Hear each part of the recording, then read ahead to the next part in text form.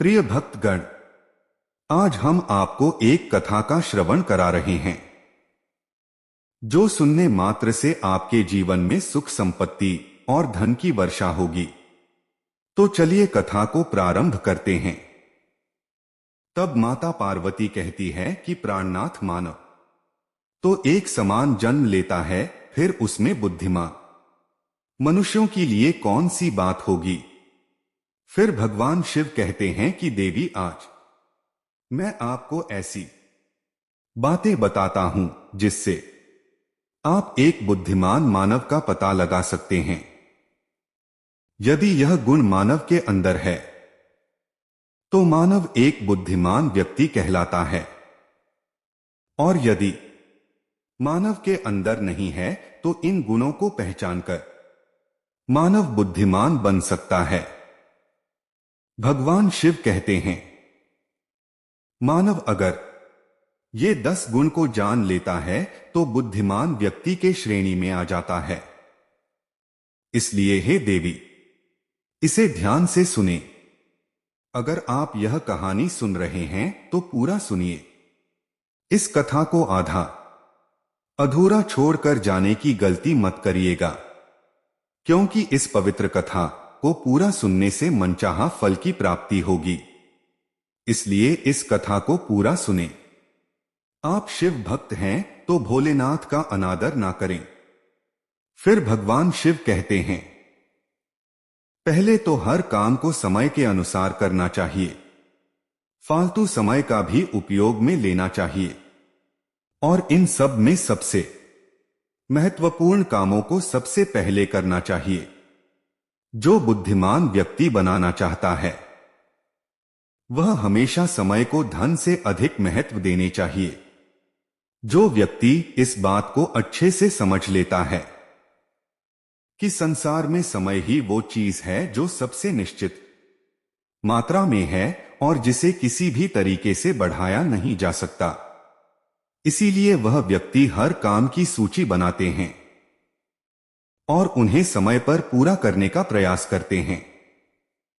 जो व्यक्ति बुद्धिमान बनाना चाहते हैं उसे आलसी नहीं होना चाहिए, उसे अपने काम को टालते नहीं रहना चाहिए। आलस्य को भी अपना सबसे बड़ा शत्रु मानना चाहिए। इन आलस भरे आदतों का शिकार कभी नहीं होना चाहिए। काम को टालने की आदत छोड़नी चाहिए। ये सब मानव को कभी आगे नहीं बढ़ने देती है। भगवान शिव कहते हैं, दूसरा को जिस व्यक्ति को बुद्धिमान बनाना होता है उसको किसी से कोई शिकायत नहीं होनी चाहिए।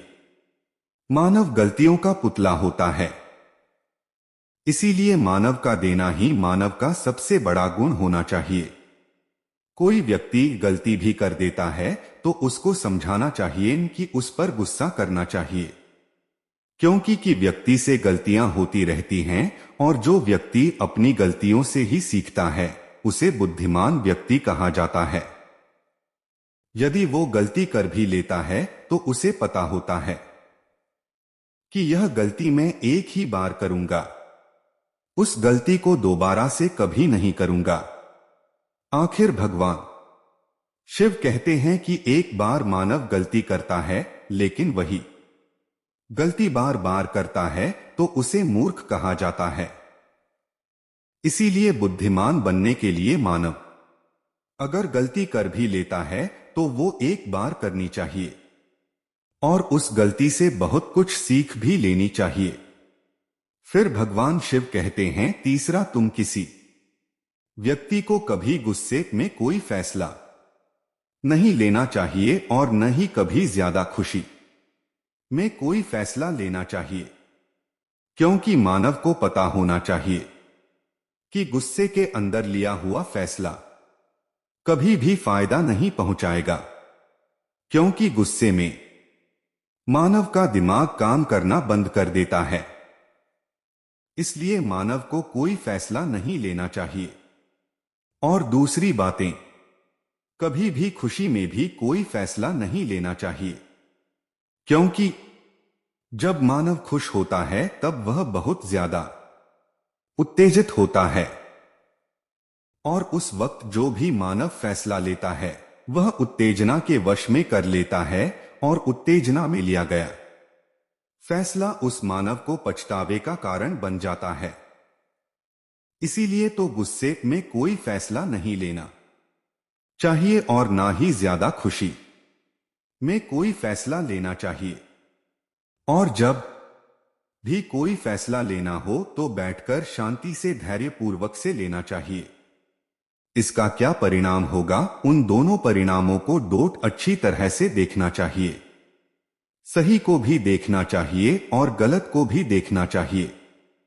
ये भी देखना चाहिए कि इसका फायदा क्या होगा और ये भी देखना चाहिए कि इसका नुकसान क्या होगा और उसी के बाद कोई फैसला लेना चाहिए।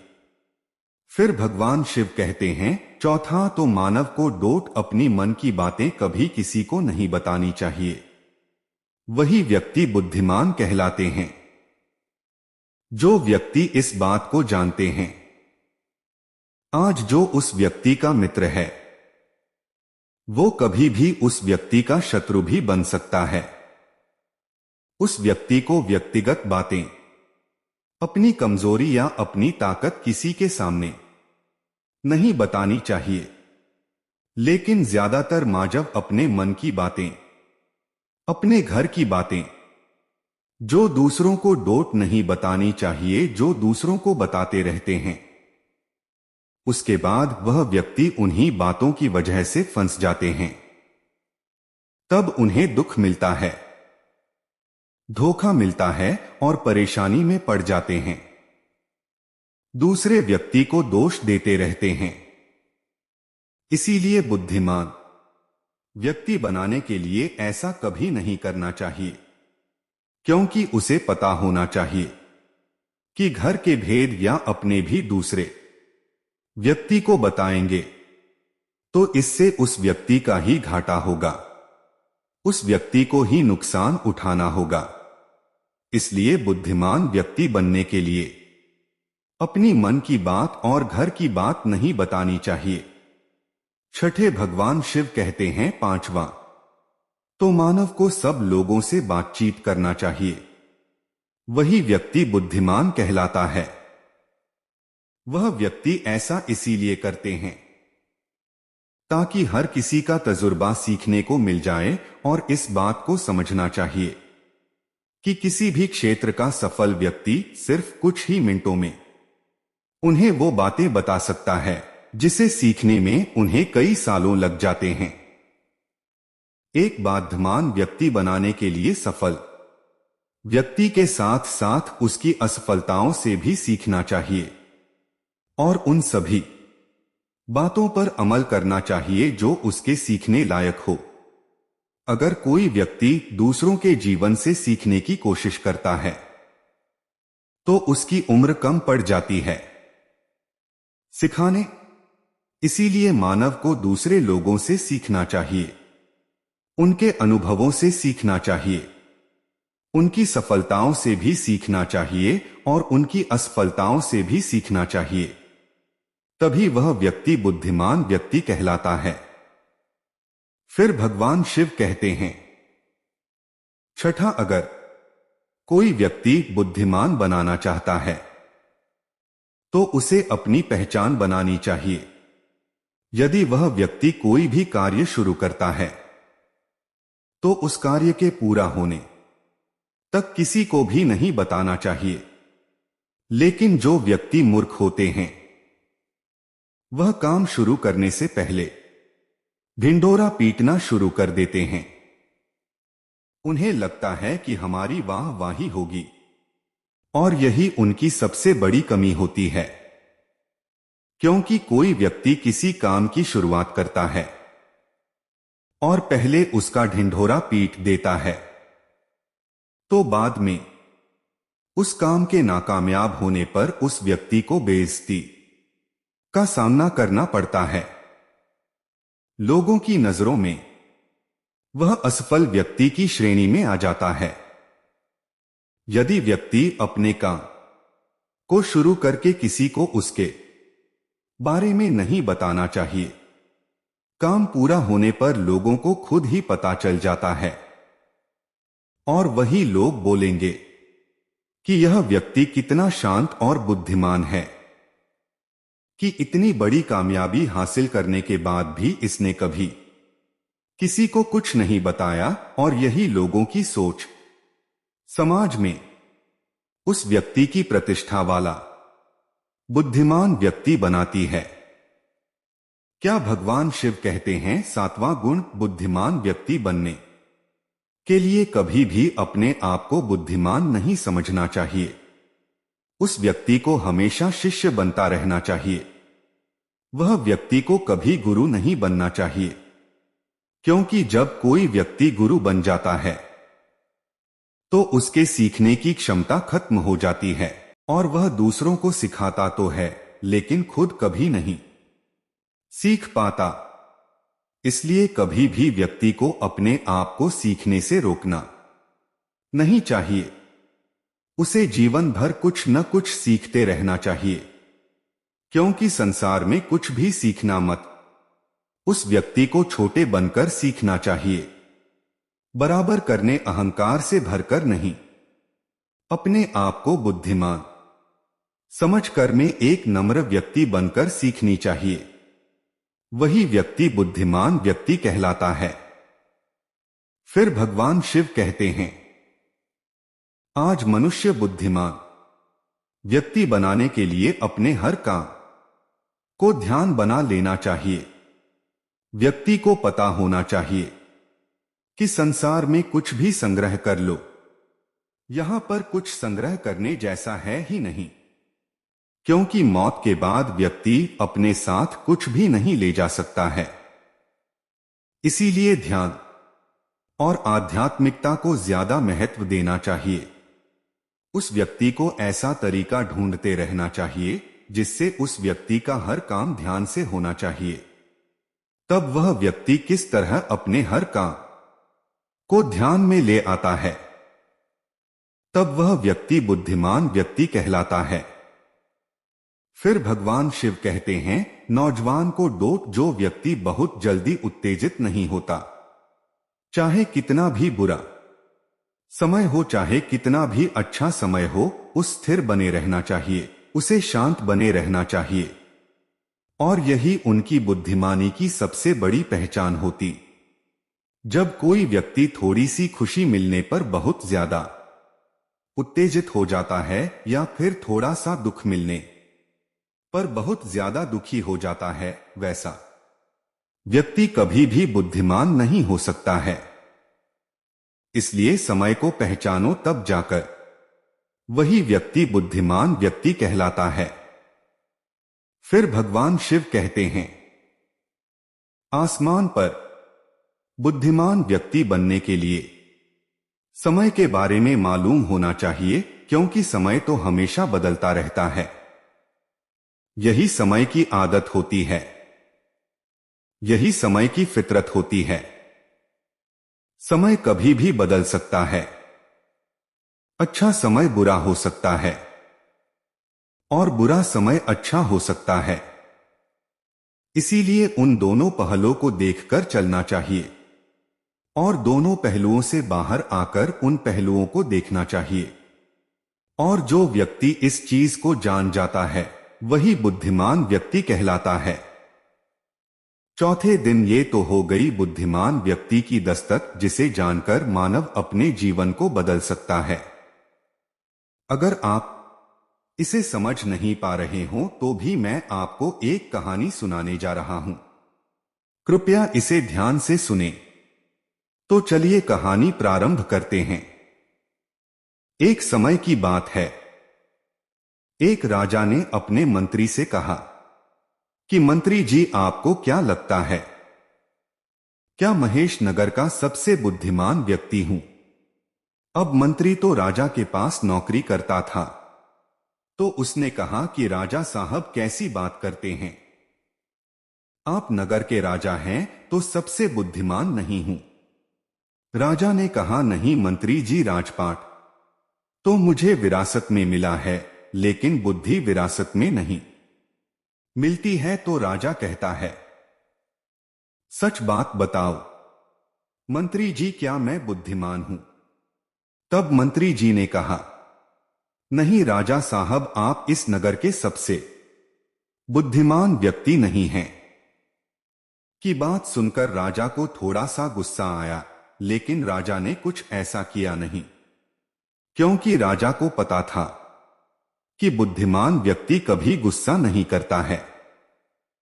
राजा ने अपने मंत्री से कहा कि मंत्री जी, तो फिर बताओ कि बुद्धिमान व्यक्ति कैसा होता है? तो मंत्री ने कहा कि राजा साहब, मैं तो बुद्धिमान को ही नहीं, इस नगर में बहुत सारे बुद्धिमान लोग होंगे, लेकिन हमें उनको ढूंढना पड़ेगा। तो राजा ने कहा कि ठीक है, इसमें ढूंढने की क्या जरूरत है, हम यहां के राजा हैं। आप नगर में ढिंढोरा पिटवा दीजिए कि जो बुद्धिमान व्यक्ति है वो हमारे राज्य में आ जाए, उसको राजा साहब बुला रहे हैं।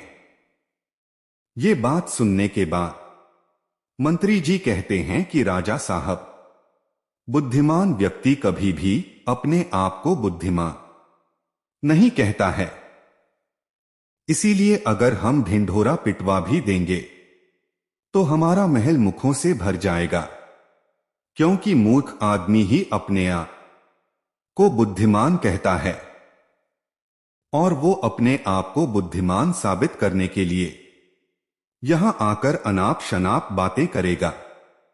इसीलिए हमें कोई और रास्ता ढूंढना चाहिए। उसके बाद मंत्री जी रात भर सोचते हैं कि ऐसा कौन सा तरीका हो सकता है जिससे कि बुद्धिमान व्यक्ति हमारे राजा के पास आ जाए।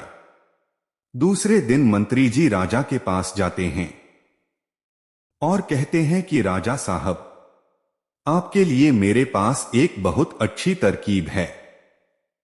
यदि हम ये तरीका अपनाते हैं तो बहुत ही जल्दी बुद्धिमान व्यक्ति हमारे पास आ जाएगा और हम उसे पहचान लेंगे। राजा ने कहा कि ठीक है, बताओ कौन सा तरीका है। मंत्री जी ने कहा कि हम पूरे नगर में एक ढिंढोरा पीट देते हैं कि जो कोई भी व्यक्ति हमारे राजा ने कभी न सुनी हो, ऐसी बात हमें आकर बताए तो हम उसको 1000 रुपए देंगे। यह सुनने के बाद राजा थोड़ा हैरान सा हुआ। राजा ने कहा, मंत्री जी, आप क्या चाहते हैं कि राजमहल में हंगामा हो जाए?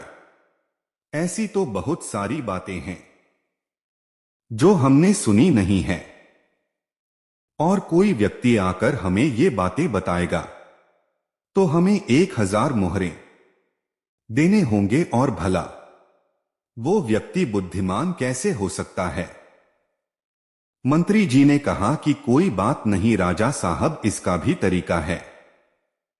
अगर हमें कोई भी नई बात बताएगा तो हम कह देंगे कि ये बात हमने पहले से सुन रखी है, और यदि हम ऐसा कह देंगे तो हमें 1000 मोहरें नहीं देने होंगे। लेकिन जो बुद्धिमान आदमी होगा वो हमसे कोई नई बात नहीं करेगा, बल्कि वो आदमी मोहरे पाने के लिए कुछ ऐसा तरीका करेगा कि हमारे पास कोई और रास्ता ही नहीं बचेगा, और हमें वो 1000 मोहरे देने ही बैठेंगे। यदि कोई ऐसा आदमी हमारे सामने आएगा तो हम उसे पहचान लेंगे, क्योंकि वो ही व्यक्ति बुद्धिमान होगा।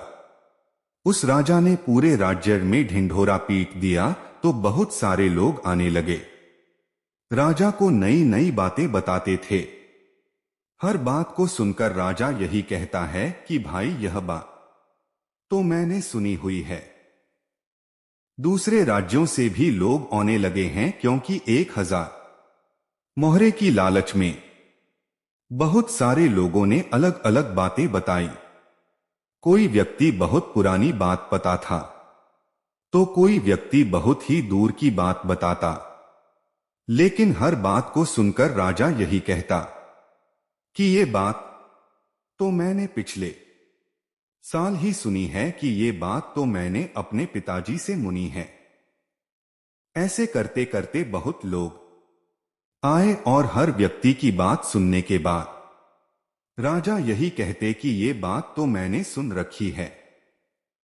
थोड़े दिन बाद एक राजा के दरबार में आते हैं और कहते हैं कि हे राजन, क्या नई बात बताने पर आप यहां पर मोहरे मानते हैं?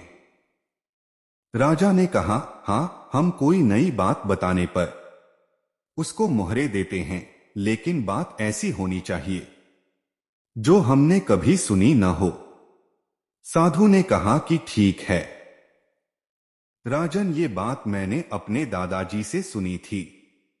मेरे दादाजी बताया करते थे कि हमारे परदादा के पास बहुत ज्यादा धन संपत्ति था और आपके पिता जो पृथ्वी सिंह थे वो यहां के राजा थे। लेकिन एक बार ऐसा हुआ था जो शायद आपको भी पता नहीं होगा। पृथ्वी सिंह जी जब यहां के राजा थे उस समय हमारे नगर में एक अकाल पड़ा था जिसके अंदर यहां की प्रजा को बहुत ज्यादा नुकसान उठाना पड़ा और राजपाट में धन की कमी हो गई थी और मेरे परदादा के पास बहुत ज्यादा धन था और आपके परदादा ने मेरे परदादा से 2000 सोने की मोहरें उधार ली थी। मेरे परदादा जी हमेशा कहा करते थे कि यदि पृथ्वी सिंह जी मेरे पिताजी को 2000 मोहरें लौटा देते तो हम कभी गरीब नहीं रहते। अब देखना राजा साहब, मेरे परदादा जी ने आपके दादाजी की मदद की, इसीलिए हमारे परदादा गरीब हो गए। फिर हमारे दादाजी भी गरीब रहे, हमारे पिताजी भी कर लेते हैं और मेरा भी गरीब परिवार में जन्म हुआ और इसीलिए मैं संत बन गया। मुझे पता था कि यदि मैं आपके पास आऊंगा तो आप मोहर वापस तो नहीं देंगे, क्योंकि आपने बात सुनी ही नहीं। लेकिन आपने ये कहा कि कोई नई बात मुझे बताएगा तो 1000 मोहरें मिलेंगे, इसीलिए मैं आपको ये बातें बताने आ गया ताकि आपको अपनी पुरानी बात का पता चले। अब ये बात सुनने के बाद मंत्री को पता चल गया कि ये संत इस नगर का सबसे बुद्धिमान व्यक्ति है, क्योंकि अब राजा खा चुके थे। अब राजा अगर ये कह देते कि ये बात मैंने नहीं सुनी है तो शर्त के मुताबिक 1000 मुहरे उस आदमी को देनी पड़ती, क्योंकि राजा ने इसी बात का ढिंढोरा पिटवाया था कि कोई नई बात मुझे बताओ, और यदि राजा ये कह दे कि ये बात तो मैंने पहले से सुन रखी है तो फिर तो 2000 मुहरें उसे वापस लौटाने पड़े थे। अब राजा भी समझ चुका था और मन ही मन हंस भी रहा था कि बुद्धिमान व्यक्ति ने किस तरह हमें फंसाया है। उसके बाद राजा संत के चरणों में गिर पड़ा और कहा कि संत बाबा, हम तो ये देखना चाहते थे कि हमारे नगर में सबसे बुद्धिमान व्यक्ति कौन है। मेरे और मंत्री जी के बीच में एक शर्त लगी थी कि हमारे राज्य में मेरे से भी ज्यादा कोई बुद्धिमान व्यक्ति है तो हम उस बुद्धिमान व्यक्ति को पहचानेगा, और देखो हमने आपको पहचान लिया। उसके बाद सारी बात संत को भी समझ में आ गई थी। संत ने कहा कि हे राजन, मैं तो बस एक को खत्म करना चाहता था। मुझे जब पता चला कि आप मोहरे मात्र हैं तो पूरे नगर में जिस तरह की भाग दौड़ बचकर सब लोग अपना काम छोड़कर शामिल थे, अब देखो ऐसा कितना दिन चलेगा। यदि वो अपना काम छोड़कर इस काम में लगे रहेंगे तो हमारे राज्य का क्या हाल हो जाएगा। मैं तो बस इस बात को खत्म करना चाहता था, इसीलिए मैंने ये तरकीब अपनाई। उसके बाद भी राजा कहते हैं, सत बाबा, वैसे तो बुद्धिमान व्यक्ति को पहचानना, क्योंकि बुद्धिमान और मूर्ख व्यक्ति एक जैसे ही दिखते हैं, लेकिन दोनों में बड़ा फर्क होता है। इसके बाद वो संत महात्मा कहते हैं कि है राजन, आपने इतना अच्छा तरीका निकाला। एक बुद्धिमान व्यक्ति को पहचानने के लिए यदि आप सीधे ही लोगों को ये बता दें कि कोई बुद्धिमान हो और हमारे राज्य में आ जाओ, तो बहुत सारे मूर्ख लोग आ जाते हैं, क्योंकि बुद्धिमान व्यक्ति नहीं आता है, क्योंकि वो अपने को बुद्धिमान मानता ही नहीं है। और ये बुद्धिमान व्यक्ति का सबसे बड़ा गुण होता है। इतना कहकर वह सत्तर चले जाते हैं और राजा साहब इस प्रतियोगिता को खत्म करते हैं। फिर भगवान शिव इस कहानी को समाप्त करते हैं।